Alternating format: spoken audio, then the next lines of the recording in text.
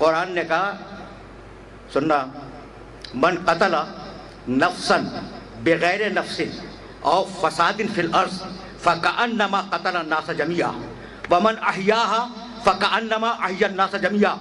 جو شخص ناحق کسی انسان کو قتل کر دے اس نے پوری انسانیت کو قتل کر دیا. سبحان اللہ سبحان اللہ. یہ آیتیں پہنچ رہی ہیں. جو کسی انسان کو ناحق قتل کر دے اس نے گویا پورے انسانوں کو قتل کر دیا. ومن احیاها اور جو کسی انسان کو بچا لے فکأنما احیا الناس جميعا اس نے گویا پوری انسانیت کو بچا لیا. تو ایک ایک انسان پوری انسانیت کا نمائندہ ہے. تو اب ذرا سوچ سمجھ کے اس کے خلاف اسلحہ اٹھانا.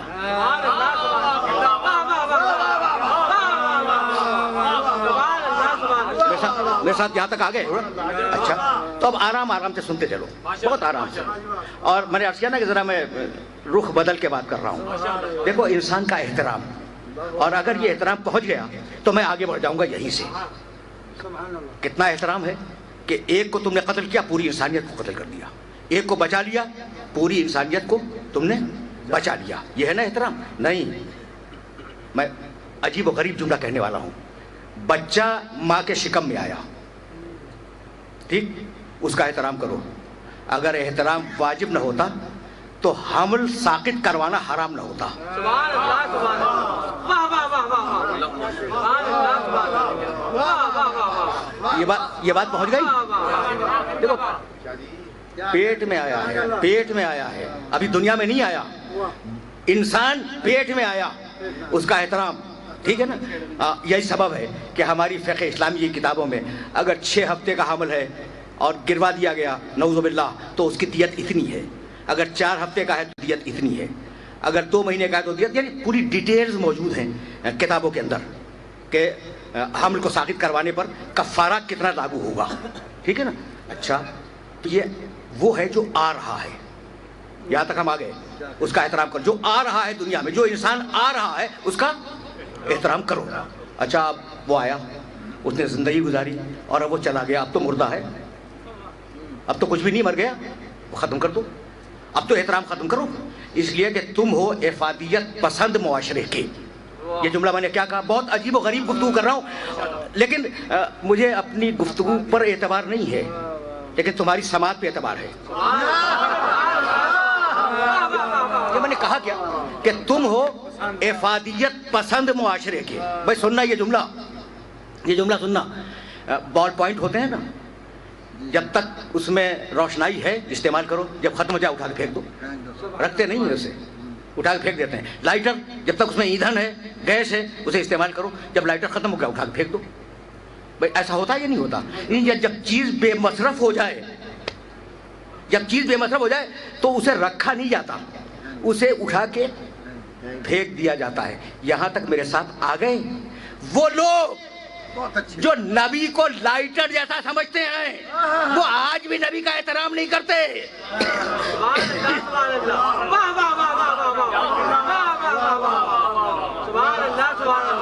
سمجھ رہے ہو نا بات کو؟ اچھا تو اب وہ انسان آیا، اس نے دنیا میں کام کیا، تمہیں فائدے پہنچائے، انسانیت کو فائدے پہنچائے، وہ چلا گیا. اب مردہ پڑا ہے، اٹھا کے پھینک دو. کہا نہیں، خبردار، اسے غسل دو، اسے کفن پہناؤ، اس کی نماز جنازہ پڑھو، اسے لے جا کر احترام کے ساتھ دفن کرو، اس کا ایصال ثواب کرو. کتنا احترام ہے پیدائش سے پہلے اور کتنا احترام ہے مرنے کے بعد.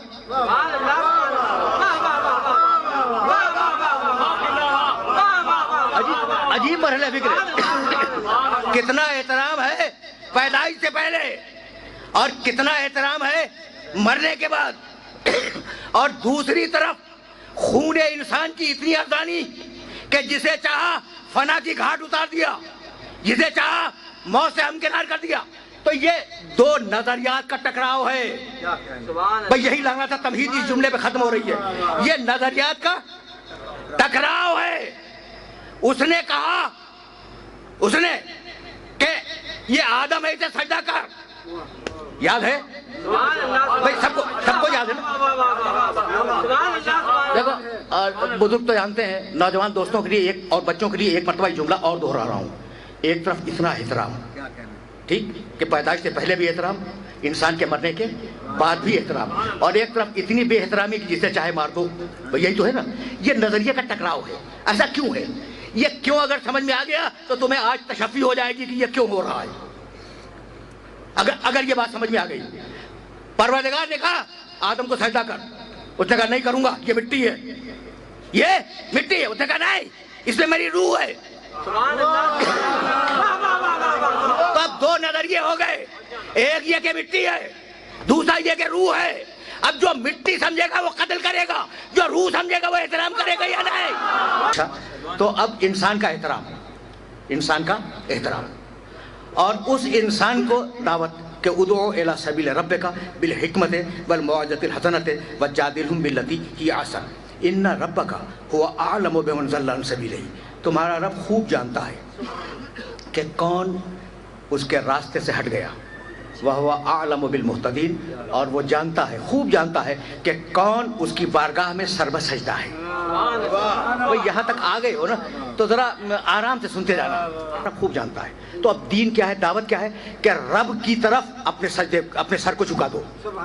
سننا، اس لیے کہ یہ وہ مرحلہ فکر ہے جس مرحلہ فکر پر اپنے سارے سننے والوں کو روکنا چاہ رہا ہوں میں. 3 جگہ قرآن میں ہے، سورہ بقرہ میں ہے،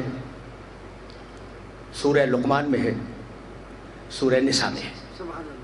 اور یہ تینوں آیتیں آپ کو ہدیہ کروں گا. بلا من اسلم وجہہ للہ وہو محسن فلہ اجرہ عند ربہ. ہاں ہم کہتے ہیں، اللہ کہہ رہا ہے، ہم کہتے ہیں کہ جو اپنے چہرے کو جھکا دے اللہ کی بارگاہ میں لیکن احسان بھی کرتا ہو، ہم اسے اجر دیں گے، ہم اسے جنت دیں گے. چہرے کو جھکائے اللہ کی بارگاہ میں لیکن احسان بھی کرتا ہو. من احسن دینا ممن اسلم وجہہ للہ وہو محسن.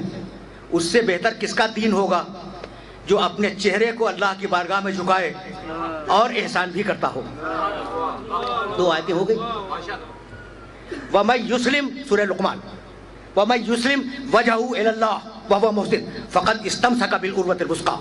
جس نے اپنے چہرے کو جھکا دیا اللہ کی بارگاہ میں، یسلم وجہہ، ذہن میں رکھنا، یسلم وجہہ. اور 2 آیتوں میں بلا من اسلم وجہہ، اسلم وجہہ، وجہ کے معنی چہرہ، اسلم کے معنی جھکا دینا. جو بھائی توجہ رہے، جو اللہ کی بارگاہ میں اپنے وجہ کو، اپنے چہرے کو جھکا دے، اللہ وعدہ کرتا ہے کہ وہ جنتی ہے. تو سب ہیں، بھائی توجہ رہے، سب ہیں اسلم وجہہ اور ایک ہے کرم اللہ وجہہ. شرطیں ہیں جنت میں جانے کی. چہرے کو جھکاؤ اللہ کی بارگاہ میں اور احسان کرو، محسن، احسان کرو. یہ محسن کے معنی جانتے ہو؟ احسان کے معنی کیا ہے؟ کسی اچھے عمل میں پہل کرنا، ابتدا کرنا، سبقت کرنا. یعنی عجیب بات ہے، اور اس بات کو یاد رکھنا، کسی اچھے عمل میں پہل کرنا، بندوں کے ساتھ اچھے عمل میں. یعنی عمل کرو، احسان کرو بندوں کے ساتھ. اللہ پہ تو احسان نہیں کر سکتے نا، احسان کرو گے بندوں پر.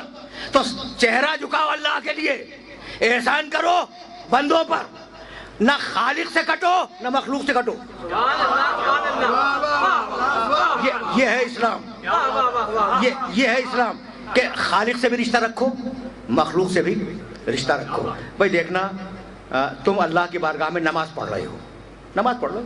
نماز پڑھنے کے دوران ایک شخص آ گیا اور اس نے تمہیں سلام کر دیا، تو چونکہ اس نے تم سے سلامتی کا معاہدہ کیا ہے، السلام علیکم سلامتی کا معاہدہ ہے، تو تم پر واجب ہے کہ نماز کو وہیں روک کے جواب سلام دو، تاکہ پتہ چل جائے کہ تمہارے دین کے 2 رخ ہیں. ایک طرف اللہ سے جڑے ہوئے ہو، دوسری طرف مخلوق سے جڑے ہوئے ہو.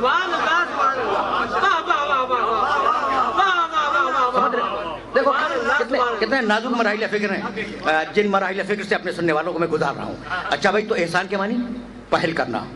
اب ہمارا معاشرہ کیا ہے کہ وہ ہمارے یہاں تقریب میں نہیں آئے تو ہم کیوں جائیں، وہ ہمارے یہاں پرسے کو نہیں آئے تو ہم کیوں جائیں، وہ ہماری عیادت کو نہیں آئے تو ہم کیوں جائیں. یہ بدلے کا معاشرہ ہے، اور اسلام چاہتا ہے احسان کا معاشرہ کہ پہل کرو.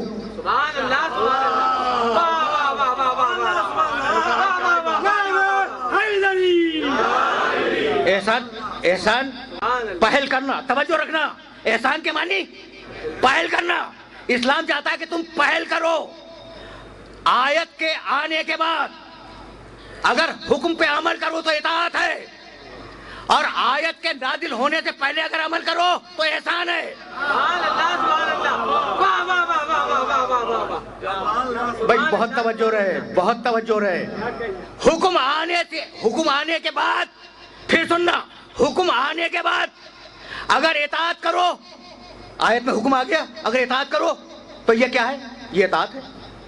اگر اس پہ عمل کرو یہ اطاعت ہے، اور اگر حکم نہیں آیا اور تم نے وہ عمل کیا تو یہ اطاعت نہیں ہے، یہ احسان ہے۔ بس اتنا بتلا دو کہ ابو طالب نے مدد حکم آنے کے بعد کی یا حکم آنے کے پہلے کی؟ رک جاؤ۔ جو چیز احسان میں دی جاتی ہے وہ واپس لی جا سکتی ہے، سننا، اور یہی میری گفتگو کا اختتام ہوگا۔ جو چیز احسان میں دی جاتی ہے وہ واپس لی جاتی ہے، اور جو چیز بدلے میں دی جائے وہ واپس نہیں لی جا سکتی۔ مثال دے دوں تو سمجھ جاؤ گے۔ دیکھو، دنیا میں ہمارا آنا، اس دنیا میں ہمارا آنا اللہ کا احسان ہے۔ ہم نے کچھ کیا نہیں تھا جس کے بدلے میں دیا ہے، تو اگر وہ واپس بلا لے تو واپس بلا لے، سمجھ رہے ہو نا؟ نہیں، اور ذرا میں آسان کر دوں۔ دیکھو، جنت کے لیے دو بیانات ہیں قرآن میں۔ آدم علیہ السلام جنت میں تھے، کہا نکلو جنت سے، توجہ رکھنا، اور مومنین کے لیے کہا خالدین فیہا ابدا، یہ ہمیشہ ہمیشہ جنت میں رہیں گے۔ وہ جو نبی تھا اسے کہا نکلو جنت سے، اور وہ جو مومنین ہے کہتا ہے یہ نہیں نکل سکتے، یہ ہمیشہ ہمیشہ جنت میں رہیں گے۔ یہاں تک آگے یہاں تک۔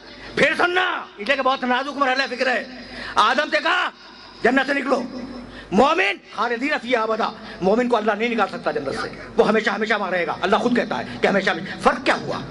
فرق یہ ہوا کہ آدم کو جنت دی تھی احسان میں، واپس لے لی، اور مومنین نے عبادت کر کے خریدی ہے۔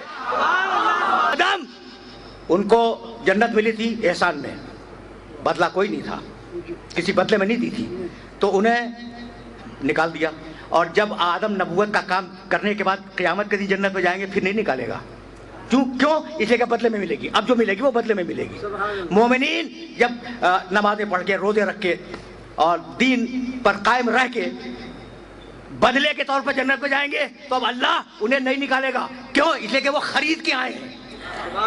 یہ سورہ توبہ میں لکھا ہوا ہے کہ مومنین کی جان اور مومنین کے مال کے عوض اللہ نے، انہوں نے بیچا اور اللہ نے انہیں جنت بیچ دی۔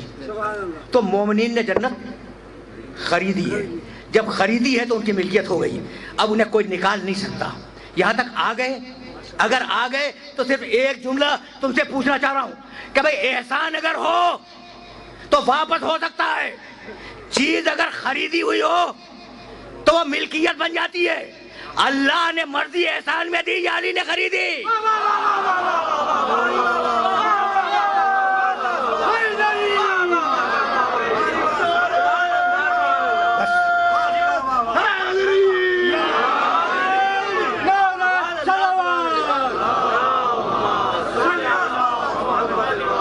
اللہ نے علی کو مرضی احسان میں نہیں دی۔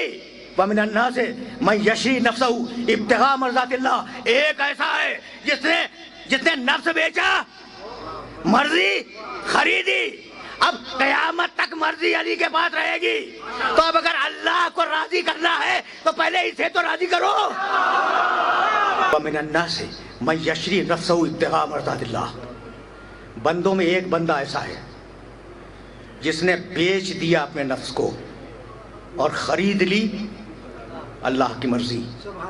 جملہ الٹ کے بھی ہو سکتا تھا کہ بندوں میں ایک بندہ ایسا ہے جسے بیچ دی اللہ نے اپنی مرضی اور خرید لیا اس کا نفس۔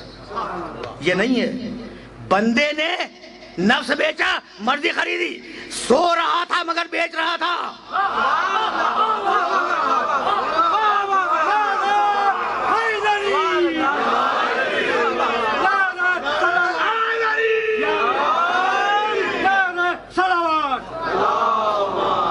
میرے دوست،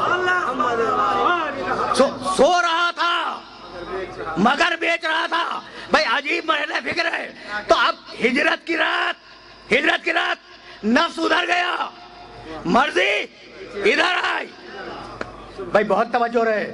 نفس گیا اللہ کے پاس، مرضی آئی علی کے پاس. بھائی یہی تو ہے نا. یہاں پہ گفتگو کو تمام کر رہا ہوں میں. بیع و شرع، خرید و فروخت مکمل ہو گئی. ہجرت کی رات علی کا نفس گیا اللہ کے پاس، اللہ کی مرضی آئی علی کے پاس. تو اللہ کی مرضی ہے علی کے پاس، ٹھیک. اور اللہ کی مرضی ہے علی کے پاس، اور علی کا نفس ہے اللہ کے پاس. تو جو چیز میرے پاس ہوگی وہی تو میں دوں گا نا. بہت اچھے. بھائی تسبیح مجھ سے لے لو، تسبیح مجھ سے لے لو، چشمہ مجھ سے لے لو، ٹھیک ہے نا. لیکن میں تمہیں ٹائی نہیں دے سکتا اس لیے کہ میرے پاس نہیں ہے. تو جو چیز ہوتی ہے وہی انسان دیتا ہے.